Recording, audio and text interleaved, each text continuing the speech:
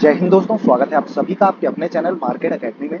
दोस्तों आज के इस वीडियो में हम एक और अपकमिंग एसएमई आईपीओ जो कि 21 ऑफ सितंबर को ओपन होने जा रहा है, मतलब कल के दिन ही ओपन होने जा रहा है, उस आईपीओ का डिटेल रिव्यू और एनालिसिस करेंगे। दोस्तों कंपनी का नाम है मंगलम अलॉयज लिमिटेड। दोस्तों हम इस आईपीओ का रिव्यू डिटेल में इसलिए करने वाले हैं क्योंकि आईपीओ की ग्रे मार्केट में काफ़ी अच्छी डिमांड निकल करके आ रही है। दोस्तों ये आईपीओ कल के दिन 21 ऑफ सितंबर को ओपन होगा, मतलब सब्सक्रिप्शन के लिए कल सुबह 10 बजे के बाद से ओपन हो जाएगा। पर फिर भी पहले से ही जिस तरीके की ग्रे मार्केट में डिमांड निकल करके आ रही है, जिस तरीके का कारोबार होता हुआ नजर आ रहा है ग्रे मार्केट में, इसीलिए दोस्तों इस आईपीओ का डिटेल रिव्यू और एनालिसिस करना बहुत जरूरी हो जाता है। और इसीलिए दोस्तों इस वीडियो के साथ लास्ट तक जरूर जुड़े रहें। जहां बात की जाए इस आईपीओ के प्राइस की, तो 80 का प्राइस डिसाइड किया गया है, 25 का जीएमपी ट्रेड होता हुआ नजर आ रहा है। वहीं दोस्तों 31.25% के इस हिसाब से एस्टिमेटेड लिस्टिंग गेंस निकल करके आ रहे हैं। और दोस्तों सब्जेक्ट टू सौदा रेट 30,400 रुपीज का चल रहा है। अगर इशू साइज की बात करें तो 54.91 करोड़ का ये इशू रहने वाला है। तो दोस्तों काफी अच्छी डिमांड निकल करके आ रही है, लिस्टिंग गेंस भी अच्छे बनते हुए नजर आ रहे हैं इस आईपीओ में। और हो सकता है कि कल जब सब्सक्रिप्शन के लिए आईपीओ ओपन हो तो और भी ज्यादा जीएमपी बढ़ता हुआ नजर आए, अगर सब्सक्रिप्शन अच्छा निकल करके आता है।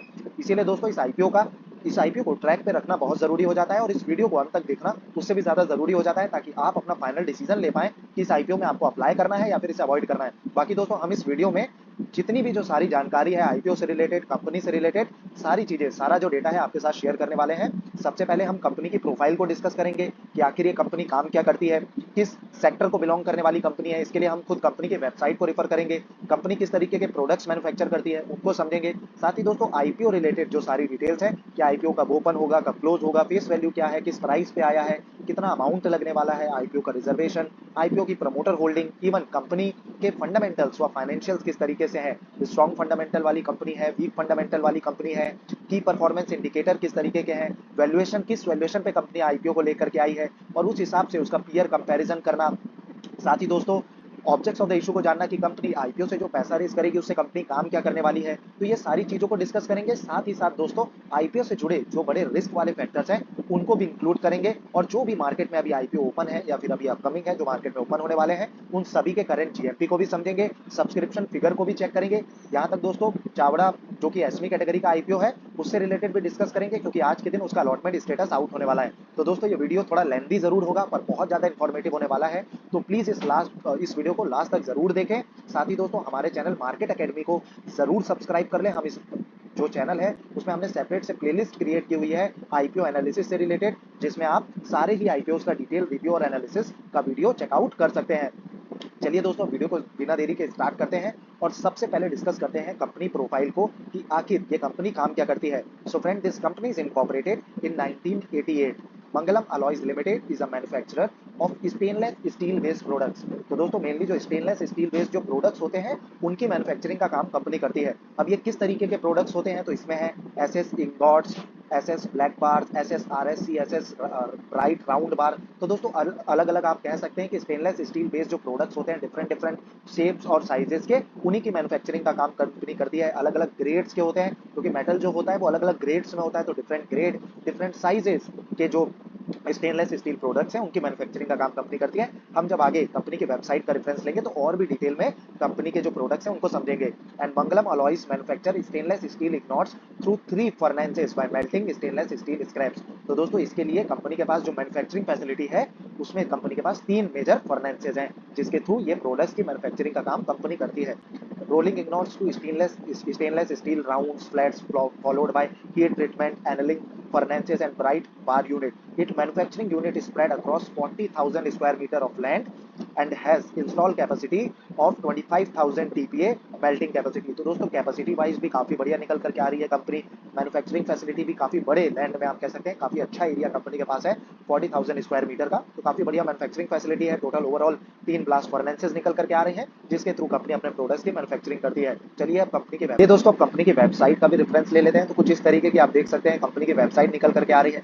30+ ईयर ऑफ एक्सपीरियंस है कंपनी के पास। वहीं अगर लेटेस्ट प्रोडक्ट्स की बात करें तो फॉर्जनिंग इंगॉट्स हैं, एंगल बार्स हैं, फास्टनर्स हैं, इस तरीके के कुछ प्रोडक्ट्स निकल करके आ रहे हैं। अगर ओवरऑल प्रोडक्ट्स की हम बात करें, रिव्यू करना चाहें, तो आप देख सकते हैं कि इसमें फॉर्जनिंग इंगॉट्स आप पिक्चर्स के थ्रू देख सकते हैं कि different different shapes of sizes and साथ ही साथ डिफरेंट ग्रेड्स के जो स्टेनलेस स्टील प्रोडक्ट्स होते हैं वही इसमें शामिल है, जिसमें बिलेट्स, आरसीएस, साथ ही black round bar, bright round फॉश bar, hexagonal square bar, angle bar, flat bar, दोस्तों फास्टनर्स, वहीं फॉर्जिंग्स वगैरह की मैन्युफैक्चरिंग का काम कंपनी करती है। तो बहुत ही सिंपल सा बिजनेस निकल करके आ रहा है। मेनली स्टेनलेस स्टील प्रोडक्ट्स बनाती है, डिफरेंट डिफरेंट शेप, साइजेस और ग्रेड के। इस तरीके का ओवरऑल बिजनेस है जो कि काफी बढ़िया है। चलिए अब आईपीओ रिलेटेड डिटेल्स को डिस्कस कर लेते हैं। तो यह आईपीओ 21 सितंबर को ओपन होने वाला है। 25 सितंबर इसकी क्लोजिंग डेट रहने वाली है। अलॉटमेंट की जानकारी आपको लगेगी 29 सितंबर को। वहीं दोस्तों अगर आपको अलॉटमेंट नहीं मिला तो 3 अक्टूबर को आपके पैसे आपको रिफंड कर दिए जाएंगे, और अगर आपको अलॉटमेंट मिल जाता है तो 4 अक्टूबर को आपके जो शेयर हैं वो आपके डिमैट अकाउंट में क्रेडिट कर दिए जाएंगे। इसकी जो लिस्टिंग है वो 5 अक्टूबर को आपको देखने को मिलने वाली है। कट ऑफ टाइम की बात करें तो 5 PM का रहता है दोस्तों। अगर आप एसबा के थ्रू किसी भी आईपीओ में अप्लाई कर रहे हैं तो 2 बजे से पहले अप्लाई करें, क्योंकि बैंक काफी ज्यादा समय ले लेता है। वहीं अगर यूपीआई के माध्यम से कर रहे हैं तो 4:30 बजे तक का टाइम रहता है। कट ऑफ टाइम को ना देख करके 4:30 बजे से पहले यूपीआई के माध्यम से अप्लाई करें अगर लास्ट दिन अप्लाई कर रहे हैं। वहीं एसबा से कर रहे हैं तो 2 बजे से पहले करने की कोशिश करें। अब दोस्तों फेस वैल्यू की बात कर लेते हैं। तो 10 रुपए पर शेयर की फेस वैल्यू निकल करके आ रही है। प्राइस 80 पर शेयर का है, तो फिक्स्ड इशू प्राइस ये है आईपीओ, इसमें कोई प्राइस बैंड नहीं है। तो 80 पर शेयर पे ही आपको अप्लाई करना है। लॉट साइज 1600 शेयर का रहने वाला है। अब दोस्तों एसमी कैटेगरी का आईपीओ है, इसमें लॉट में ही ट्रेडिंग होती है। अगर आपको ये आईपीओ अलॉट हो गया तो आप चाहो कि इसके 100 शेयर्स में सेल कर दूं बाकी होल्ड कर लूं, तो इसमें ऐसा बिल्कुल भी नहीं होता। 1600 शेयर्स को ही बाय या फिर सेल करना होता है। तो लॉट में ही ट्रेडिंग होती है, और एक लॉट का जो अमाउंट होता है वो 1 लाख से ज्यादा का होता है। इसीलिए अगर आप मेन लाइन कैटेगरी के आईपीओ से लगाते हैं तो 14 से 15 हजार रुपए लगता है। एसमी कैटेगरी के आईपीओ में लगाते हैं तो जो अमाउंट आपका लगेगा हमेशा 1 लाख से ज्यादा का लगेगा। वहीं दोस्तों क्योंकि 1 लाख का अमाउंट लगता है और लिस्टिंग गेन्स काफी अच्छे मिलते हैं, तो फायदा भी काफी ज्यादा होता है, मुनाफा भी काफी ज्यादा होता है। रिस्क कंपनी के साथ जरूर होता है क्योंकि छोटी कंपनी होती है, साथ ही साथ बहुत ज्यादा डेटा वगैरह हमारे पास नहीं होता। साथ ही दोस्तों डेट वगैरह भी आमतौर पर देखा गया है कि एसबी आईपीओ में ज्यादा होता है। मैनिपुलेट करना भी आसान होता है किसी भी छोटी कंपनी को बड़ी कंपनी के कंपैरिजन में। पर दोस्तों अच्छे फैक्टर्स क्या है कि डिमांड काफी अच्छी निकल करके आती है। इशू प्राइस छोटा होता है तो कुछ लोग भी अगर ज्यादा सब्सक्राइब करें तो बहुत ज्यादा ओवर सब्सक्राइब हो जाता है। इसीलिए दोस्तों काफी बार ये भी डाउट आता है कि हम काफी टाइम से अप्लाई कर रहे हैं पर अलॉटमेंट नहीं मिलता। तो दोस्तों हो सकता है कि अलॉटमेंट ना मिले, लेकिन जिस दिन मिलेगा काफी अच्छा मुनाफा होगा। इसीलिए दोस्तों सही तरीके से अप्लाई करें और एसबी आईपीओ को बिल्कुल भी इग्नोर ना करें, ट्रैक पर जरूर रखें और अप्लाई करते रहें। लिस्टिंग गेन्स जरूर मिलते हुए नजर आएंगे। लॉट साइज जैसा कि मैंने कहा 1600 शेयर्स का है। टोटल इशू साइज 54.91 करोड़ का रहने वाला है, जिसमें फ्रेश इशू 49.01 करोड़ का है और ऑफर फॉर सेल 5.90 करोड़ का रहने वाला है। इसकी लिस्टिंग आपको देखने को मिलेगी दोस्तों एनएसई एसमी में। अब दोस्तों अगर आप रिटेल कैटेगरी से आईपीओ में अप्लाई कर रहे हैं तो जो अमाउंट आपको लगेगा वो है 1,28,000 रुपीज का। एचएनआई कैटेगरी से अप्लाई कर रहे हैं तो 2 लॉट के लिए अप्लाई करना होगा। शेयर्स हो जाएंगे 3200, अमाउंट हो जाएगा 2,56,000 रुपीज का। दोस्तों रिजर्वेशन की बात करें, 50% का जो रिजर्वेशन है वो एचएनआईज के लिए रखा गया है, और बाकी बचा जो 50% का रिजर्वेशन है वो रिटेल कैटेगरी इन्वेस्टर्स के लिए रखा गया है। इसमें क्यूआईबीज का रिजर्वेशन नहीं है। अब दोस्तों हमारे पास एसमी आईपीओ और मेन लाइन कैटेगरी आईपीओ से रिलेटेड काफी सारे डाउट्स आते हैं, और इसीलिए दोस्तों हमने अपने इस चैनल में एक अलग से वीडियो बनाया था जिसमें हमने बहुत ही डिटेल में आपको समझाया है कि एसमी आईपीओ मेन लाइन आईपीओ से किस तरीके से अलग होते हैं, एसमी कंपनीज किस तरीके की होती हैं, किस तरीके से एसमी आईपीओ में आप कह सकते हैं कि रिस्क ज्यादा होता है और मुनाफा भी ज्यादा होता है, किस तरीके से उसमें अप्लाई किया जाता है, किस तरीके से सेल किया जाता है। ये समझने के लिए इस वीडियो को जरूर देखें। उसके बाद आपको एसमी आईपीओ से रिलेटेड मुझे नहीं लगता कि कोई भी डाउट रहने वाला है।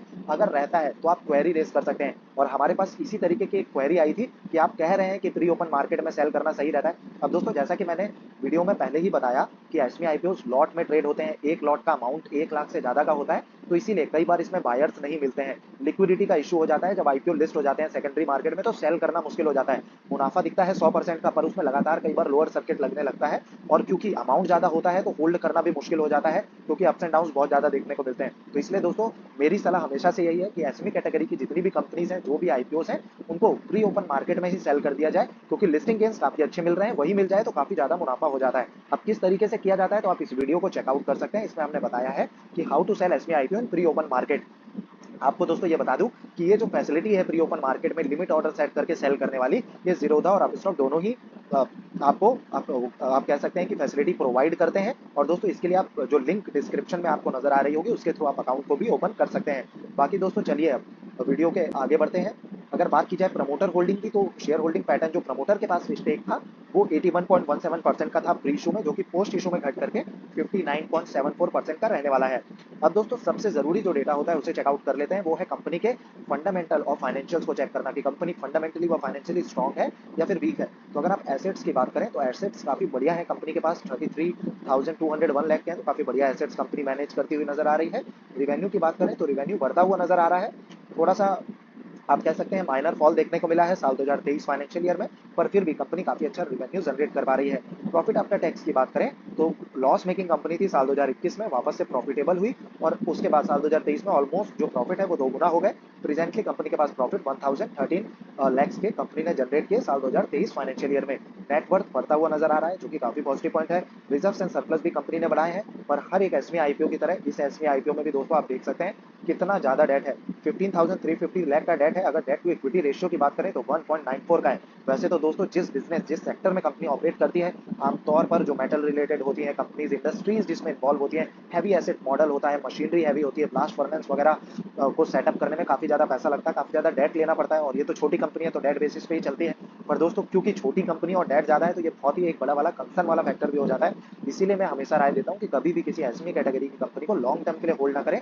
हो सकता है कि लिस्टिंग गेन्स के बाद भी वो कंपनी वहां से 2 या 3 गुना हो जाए, पर दोस्तों अगर वहां से कंपनी आधी हो जाएगी, आपका कैपिटल अगर उसमें लॉस होने का 1% का चांस है तो उसको क्यों ही लेना है। अपना कैपिटल को सेव करके चलें, सही कंपनियों में इन्वेस्ट करें, लिस्टिंग गेन्स लें। लिस्टिंग गेन्स जरूर इस तरीके की एसएमई कैटेगरी की जो कंपनीज हैं उसमें अभी बनते हुए नजर आ रहे हैं। प्राइस टू अर्निंग रेशियो की अगर बात करें तो 14.65 का निकल करके आ रहा है। अब प्राइस टू अर्निंग रेशियो से हमें क्या जानकारी मिलती है? प्राइस टू अर्निंग रेशियो से हमें वैल्यूएशन की जानकारी मिलती है कि कंपनी किस वैल्यूएशन पे अपने आईपीओ को लेकर के आई है, ये अंडर वैल्यूड है, ओवर वैल्यूड है, रीजनेबल वैल्यूएशन पे है। तो 14.65 का जो प्राइस टू अर्निंग रेशियो है, अगर इसी सेक्टर को बिलोंग करने वाली जो इसकी पीयर कंपनीज है, अदर कंपनीज है, उससे कंपेयर किया जाए तो रत्नामी मेटल का चल रहा है 31.60, आरफिन इंडिया का 48.90, पंचमहल स्टील की बात करें तो 180 का चल रहा है। तो दोस्तों इस हिसाब से देखें कि काफी रीजनेबल वैल्यूएशन पे मंगलम अलॉयज अपने आईपीओ को लेकर के आई है। तो लिस्टिंग गेन्स के लिए आप कह सकते हैं कि स्लॉट कंपनी ने अपनी तरफ से तो जरूर दिया हुआ है और हो सकता है कि अच्छे लिस्टिंग गेन्स इस आईपीओ में बनते हुए नजर आए। ओवरऑल पीयर कंपैरिजन में कंपनी अच्छी निकल करके आ रही है,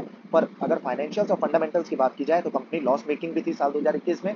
साथ ही साथ कंपनी के ऊपर डेट बहुत ज्यादा है और साल 2022 और 23 में रिवेन्यू और प्रॉफिट में बहुत ज्यादा ग्रोथ देखने को नहीं मिली है। तो ये सारे कंसर्न वाले फैक्टर हैं। तो ऑन एन एवरेज दोस्तों जो फंडामेंटल है वो एवरेज ही निकल करके आ रहे हैं। पोस्ट भी 19.46 का है। मार्केट कैप की बात करें 197.49 करोड़ का है। आरओई और आरओसी कंपनी ऑफर करती है 12.82 और 20.92 का। डेट टू इक्विटी बहुत ही कंसर्न वाला फैक्टर 1.94, अर्निंग पर शेयर 5.46 का। रिटर्न ऑन नेटवर्थ की बात करें 13.70% का। दोस्तों इस तरीके का कुछ कंपनी के फंडामेंटल्स और फाइनेंशियल्स निकल करके आ रहे हैं। जो मेरी राय थी वो मैंने आपके साथ शेयर कर दी। ऑब्जेक्ट्स ऑफ द इशू की अगर बात करें तो इसमें कंपनी ने 4 पॉइंट्स दिए हैं। सबसे पहला है वर्किंग कैपिटल रिक्वायरमेंट्स, सेकंड है capital expenditure for business expansion and research and development, third है general corporate purpose and fourth है दोस्तों टू मीट इशू एक्सपेंसेस। कुछ इस तरीके के ओवरऑल कंपनी के कामकाज साथ ही कंपनी के फाइनेंशियल निकल करके आ रहे हैं। अब दोस्तों एक और बहुत जरूरी डेटा होता है जो हमें हमेशा ही चेक करना चाहिए। लोगों के पास दोस्तों इतना समय नहीं होता कि डीआरएचपी जो कंपनी फाइल करती है आईपीओ लाने से पहले सेबी के लिए, तो दोस्तों उसमें आप देख सकते हैं कि 349 पेजेस का ये डीआरएचपी होता है। पर इसमें एक बहुत ही जरूरी और आप कह सकते हैं बहुत ही रिस्क वाले जो फैक्टर्स होते हैं उनको पढ़ना और समझना बहुत जरूरी हो जाता है, क्योंकि लोगों के मन में बहुत ज्यादा डाउट है। लोग मुनाफे के चक्कर में और प्रॉफिट्स कमाने के चक्कर में, मुझे भी कई सारे ऐसे कमेंट्स आते रहते हैं कि क्या मैं आईपीओ को होल्ड कर लूं, क्या मैं अब लगातार अपर सर्किट लग रहा है तो क्या मैं इस आईपीओ को बाय कर लूं। तो मैं हमेशा ही क्यों इस चीज को आपको बोलता हूं कि किसी भी एसमी कैटेगरी के आईपीओ के लिए दोस्तों मेरी राय तो यही होती है कि उसको प्री ओपन मार्केट में लिस्टिंग गेन्स के साथ सेल कर दिया जाए। वो इसलिए होता है क्योंकि उनके साथ रिस्क बहुत बड़े होते हैं और साथ ही जैसा कि मैंने बताया मैनिपुलेट करना आसान होता है। छोटी कंपनी होती है दोस्तों, और अगर बैड सिचुएशन आई, कभी फाइनेंशियल क्राइसिस वगैरह आई, मंदी आ गई, स्लो डाउन आ गया, अभी जिस तरीके से मार्केट अपने ऑल टाइम हाई पे चल रहा है, तो स्मॉल कैप और मिड कैप जो स्टॉक्स है उसमें काफी ज्यादा प्रॉफिट बुकिंग भी देखने को मिल रही है, एफआईआईस की लगातार सेलिंग चल रही है। तो दोस्तों इस तरीके का जब मार्केट की कंडीशन होती है उसमें जो एसमी कैटेगरी की कंपनीज होती हैं वो कितनी भी अच्छी हो या कितना मतलब अच्छे प्रॉफिट्स या लिस्टिंग गेन्स बना करके दिए हो, अगर उसमें लोअर सर्किट लगातार लगने लग जाएगा तो दोस्तों हो सकता है कि लिक्विडिटी का जो इशू है उसका इतना ज्यादा सामना करना पड़े कि आप उसको सेल ही ना कर पाए। इसीलिए मेरी राय यही है कि आप लॉन्ग टर्म के लिए अप्लाई ना करें। आप बार बार इस तरीके का सवाल पूछते हैं, इसीलिए मुझे ये वीडियो में इंक्लूड करना पड़ता है, कवर करना पड़ता है। चलिए दोस्तों इस आईपीओ रिलेटेड भी जो रिस्क वाले फैक्टर्स हैं उनको कवर कर लेते हैं। तो सबसे पहला पॉइंट निकल करके आ रहा है वो है our business involve usage of man power and unavailability of employees और shortage of contract labour on any strikes, work stoppage, increase wage demand by workmen. तो दोस्तों इस तरीके का अगर कुछ हो जाता है कि मैन पावर की शॉर्टेज होती है या अनअवेलेबिलिटी ऑफ एम्प्लॉइज हो जाते हैं, तो दोस्तों इस वाली कंडीशन में तो जो भी कंपनीज होगी उनको काफी ज्यादा फाइनेंशियल लॉस झेलना पड़ेगा। बाकी जो सेकंड पॉइंट है वो है any failure to maintain quality control system for our goods could have material adverse effect on our business reputation, results of operation and financial condition. वहीं दोस्तों थर्ड पॉइंट है the shortage of non availability of power facilities में adversely affect our manufacturing process and have adverse impact on our result of operation and financial condition। अब दोस्तों ये point इतना जरूरी क्यों हो जाता है, क्योंकि इस तरीके की जो कंपनी होती है, जो कह सकते हैं कि जो स्टील रिलेटेड जो प्रोडक्ट्स हैं, स्टेनलेस स्टील रिलेटेड जो प्रोडक्ट्स हैं, उनकी मैन्युफैक्चरिंग कर रही है। अब ये मैन्युफैक्चरिंग जो हो रही है, वो जो प्रोसेस है उसमें ब्लास्ट फर्नेस के थ्रू इसे किया जाता है। अब उसमें काफी ज्यादा पावर का कंजप्शन होता है। अब अगर पावर की अवेलेबिलिटी नहीं होगी या शॉर्टेज ऑफ पावर या फिर मैन पावर की कमी होगी, तो दोस्तों इस तरीके की जो बिजनेस होती है, इस तरीके की जो कंपनी होती है, उसमें काफी ज्यादा आप कह सकते हैं कि फाइनेंशियल्स में काफी ज्यादा इफेक्ट आपको देखने को मिलने वाला है। एंड फोर्थ पॉइंट है any significant decline in the demand of our product or introduction of alternative technology or consumer habits में adversely affect our profitability and business prospects. अब होता क्या है दोस्तों, इस तरीके का जो मॉडल है, बिजनेस मॉडल है, इसमें भी काफी सारे लेटेस्ट आप कह सकते हैं इनोवेशंस आते रहते हैं। नए तरीके की ब्लास्ट फर्नेस आप देख सकते हैं, जब भी कोई इंडस्ट्री है तो नए नए तरीके की ब्लास्ट फर्नेस के तरीके आ रहे हैं, नए नए प्रकार की मेल्टिंग का प्रोसेस आ गया है। आयरन ओर को मेल्ट करने का या स्टील को मेल्ट करने का जो तरीका है वो काफी ज्यादा डेवलप हो चुका है। नई नई टेक्नोलॉजीज आ रही है, तो टेक्नोलॉजी के साथ जुड़ा रहना पड़ता है। अल्टरनेटिव टेक्नोलॉजीज भी कंपनी के पास होनी चाहिए। अगर कोई अल्टरनेटिव टेक्नोलॉजी आती है और कंपनी के पास वो टेक्नोलॉजी नहीं है, तो बाकी से काफी ज्यादा कंपटीशन मिलेगा, वो सस्ते में बेच पाएंगे, इसका प्रोडक्ट महंगा हो जाएगा। तो इस तरीके से फाइनेंशियल लॉस वगैरह काफी ज्यादा होने का नुकसान हमेशा कंपनी के साथ जुड़ा हुआ रहता है। अब ये सारे जो फैक्टर्स हैं दोस्तों, ये सारी ही कंपनियों के लिए होते हैं। ऐसा कोई पर्टिकुलरली इस कंपनी के लिए बहुत बड़ा रिस्क फैक्टर निकल करके नहीं आ रहा, पर जो सबसे बड़ा रिस्क वाला फैक्टर है वो ये फिफ्थ पॉइंट रहने वाला है, क्योंकि कंपनी के पास डेट बहुत ज्यादा है। अगर इंटरेस्ट रेट हाइक वगैरह होते हैं, जिस प्रकार से इन्फ्लेशन बढ़ रहा है, आरबीआई इंडिया में इंटरेस्ट रेट बढ़ा रही है, एफडीआई दोस्तों अमेरिका में लगातार इंटरेस्ट रेट को बढ़ा रही है, फेडरल रिजर्व जो गवर्नमेंट है वो लगातार बढ़ाती हुई आ रही है। तो दोस्तों इस तरीके से जब भी कभी होता है, तो उसमें सबसे ज्यादा खतरा होता है जिन कंपनियों के ऊपर डेट या बोरोइंग बहुत ज्यादा होती है। तो दोस्तों इस कंपनी के पास भी डेट और बोरोइंग बहुत ज्यादा है, तो ये बहुत कंसर्न वाला फैक्टर रहने वाला है, और ये भी इसके फाइनेंशियल कंडीशन में काफी एक ज्यादा एडवर्स इफेक्ट डालने की क्षमता रखने वाला पॉइंट है, इसीलिए इसको बहुत कंसर्न वाला पॉइंट माना जाएगा। चलिए दोस्तों, अब आईपीओ रिलेटेड जीएमपी की बात कर लेते हैं। तो जीएमपी 25 का अप्रॉक्स चल रहा है, 31.25% के लिस्टिंग गेंस निकल करके आ रहे हैं, जो कि अपने आप में काफी बढ़िया है, काफी बढ़िया पैसा जरूर बना करके दे सकता है। पर जो फाइनल डिसीजन होता है दोस्तों, अब मैं जो 25 सितंबर को वीडियो डालूंगा या फिर 24 सितंबर को वीडियो डालूंगा, उसमें मैं आपको डिटेल में बताऊंगा कि मैं मंगलम अलॉयज पे अप्लाई कर रहा हूँ या फिर नहीं कर रहा हूँ, किस तरीके से किस कैटेगरी में अप्लाई कर रहा हूँ। साथ ही दोस्तों अगर आपको भी अप्लाई करना है, क्योंकि लिस्टिंग गेंस बनते हुए तो नजर आ रहे हैं, पर सब्सक्रिप्शन फिगर को लास्ट दिन तक चेक करना है, लास्ट डे तक चेक करना है, जीएमपी को चेक करना है। अगर इसमें क्यूआईबीज का कोटा होता है तो हम एंकर इन्वेस्टर्स की बुक लिस्ट को भी जरूर चेकआउट करते हैं। वो सब कुछ चेक करके अगर खुद का कन्विक्शन आता है तो इस आईपीओ में अप्लाई करें, और अपने फाइनेंशियल एडवाइजर की सलाह लेना तो बिल्कुल भी ना भूलें। चलिए दोस्तों, अब जो बाकी आईपीओ मार्केट में ओपन है, जैसा कि हम सारे वीडियोस में करते हैं कि सारे ही आईपीओ का जीएमपी चेक करते हैं, तो इनका भी चेक कर लेते हैं। गोयल सॉल्ट की बात करें, 34.21% के एस्टिमेटेड लिस्टिंग गेंस निकल करके आ रहे हैं। सुनीता टूल्स की बात करें, 37.93% के निकल करके आ रहे हैं। इंस्पायर फिल्म्स में 33.90% के, साक्षी मेडिटेक की बात करें 30.93% के, जेएसडब्ल्यू इंफ्रास्ट्रक्चर में 11.76%, मंगरम का तो हमने डिस्कस कर ही लिया। हाई ग्रीन टेक की बात करें 66.67%, काफी बढ़िया ये आईपीओ है, कल के दिन ओपन होने वाला है। मैक्रो केबल की बात करें 22.22%, डीजी कोर स्टूडियो में 58.48%, सिग्नेचर ग्लोबल में 8.83%, साई सिल्क में 6.31%, मधुसूदन मसाला में 78.57%, टेक्नो ग्रीन में 5.81%। वहीं दोस्तों कुछ आईपीओ क्लोज हो गए हैं जिसमें डिमांड बिल्कुल भी नहीं थी, तो इस तरीके के जो आईपीओ होते हैं तो जरूर अवॉइड करें। मास्टर कंपोनेंट में 14.29%, हॉलमार्क ऑप्टो मैकेट्रॉनिक्स की डिमांड काफी बढ़ती हुई नजर आई है, काफी अच्छा सब्सक्रिप्शन फिगर निकल करके आया है। आज के दिन आप देख सकते हैं इसकी क्लोजिंग हुई है 85.81 टाइप ये सब्सक्राइब हो गया था, और जीएमपी भी बढ़ता हुआ नजर आ रहा है, जहां कल तक इसका जीएमपी 25% का चल रहा था। एस्टिमेटेड लिस्टिंग गेंस 25% के थे, बढ़ करके 52.50% के हो चुके हैं। सेलकॉर गैजेट्स की बात करें 54.35% के निकल करके आ रहे हैं। कोडी टेक्नोलैब में 18.75% के, जैगल प्रीपेड में 8.54%, शामी होटल्स में 3.97%, कुंदन एडिफस में 17.58%, चावड़ा में दोस्तों 92.31%। अब दोस्तों चावड़ा इंफ्रा जो एनएससी एसमी कैटेगरी का आईपीओ है दोस्तों, इसका जो अलॉटमेंट स्टेटस है आज ही के दिन आउट होने वाला है। आज के दिन कभी भी रात में ये अलॉटमेंट स्टेटस आउट हो सकता है। के फिनटेक जो कि इसका ऑफिशियल रजिस्ट्रार है दोस्तों, इसकी वेबसाइट में रेफरेंस आप ले सकते हैं, आईपीओ स्टेटस को चेकआउट कर सकते हैं। इस तरीके से आपको इसकी ऑफिशियल जो रजिस्ट्रार वेबसाइट है उसको ओपन करना है, उसमें आप किसी भी लिंक पे अगर क्लिक करते हैं, आप देख सकते हैं चावड़ा इंफ्रा लिमिटेड जो है आईपीओ, इसका अलॉटमेंट स्टेटस आउट हो चुका है। अगर मुझे मिलता है तो जस्ट इस वीडियो के बाद मैं उस पोस्ट को भी जरूर डाल दूंगा। आप भी अपना जो स्टेटस है चेक करके जरूर हमारे साथ शेयर करें। अगर आपको मिल जाता है अलॉटमेंट तो मुझे बहुत ज़्यादा इस चीज़ की खुशी होगी। चलिए दोस्तों, अब वीडियो में आगे बढ़ते हैं और बाकी जो आईपीओस रह गए थे उनके भी जीएमपी को डिस्कस करते हैं। तो ईएमएस आईपीओ दोस्तों 41.71% के estimated listing gains, Uni Health में 12.12% के, मेजन वॉल्स की बात करें तो इसमें थोड़ा सा फॉल देखने को मिला है, 91.18% के लिस्टिंग गेंस निकल करके आ रहे हैं। अब दोस्तों मेजन वॉल्स इंडिया जो कि एक एसमी कैटेगरी का ही आईपीओ था, इससे रिलेटेड काफी ज्यादा कंफ्यूजन कल के दिन मार्केट में क्रिएट हुआ था। था।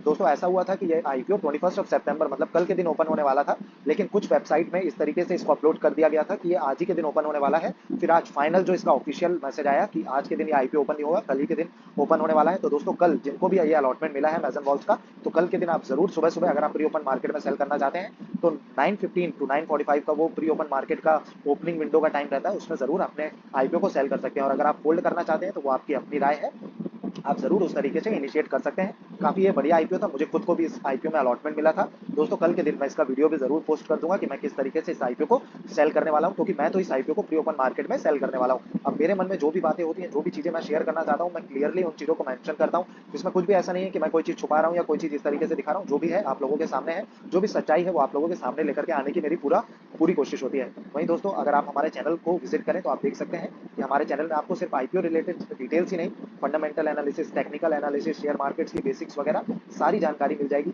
वहीं दोस्तों अगर लेटेस्ट वीडियो की बात करें तो हमने इसमें एक और लेटेस्ट वीडियो आज ही सुबह अपलोड किया था प्राज इंडस्ट्री से रिलेटेड। हमें फंडामेंटल्स काफी बढ़िया लगे, फाइनेंशियल्स काफी बढ़िया लगे। ये जो कंपनी है वो मेरे खुद के पोर्टफोलियो की एक कंपनी है दोस्तों, काफी बढ़िया ये फंडामेंटली और अच्छी स्टॉक है। और साथ ही साथ इसके साथ काफ़ी सारी चीज़ें, गवर्नमेंट की काफ़ी सारी पॉलिसीज़, इवन ग्लोबल पॉलिसीज़ भी काफ़ी सारी जुड़ गई हैं। अभी जो रिसेंटली दोस्तों G20 समिट हुआ था उसमें भी 12 कंट्रीज़ ने मिलकर के जो बायोफ्यूल के लिए सिग्नेचर किया है, जो साथ में कॉन्ट्रैक्ट साइन किया है, उसमें इस तरीके के बायोफ्यूल रिलेटेड जो मैन्युफैक्चरिंग कंपनीज़ हैं उनको काफ़ी ज़्यादा फायदा मिलने वाला है। उनमें से एक जो आप कह सकते हैं कि लीडर इंडिया में है बायोफ्यूल जनरेशन में, वो है दोस्तों प्राज इंडस्ट्री। तो इस वीडियो को जरूर आप चेकआउट करें, काफ़ी इन्फॉर्मेटिव वीडियो। बाकी दोस्तों अगर ये वीडियो इन्फॉर्मेटिव लगा हो तो प्लीज़ चैनल को सब्सक्राइब जरूर करें, वीडियो को लाइक जरूर करें, बाकी अपने दोस्तों के साथ शेयर जरूर करें और बेल आइकन को क्लिक करके ऑल के नोटिफिकेशन को टैप करना बिल्कुल भी ना भूलें। धन्यवाद दोस्तों, काफी लेंथी वीडियो था, इसको अंत तक देखने के लिए। जय तू भारत।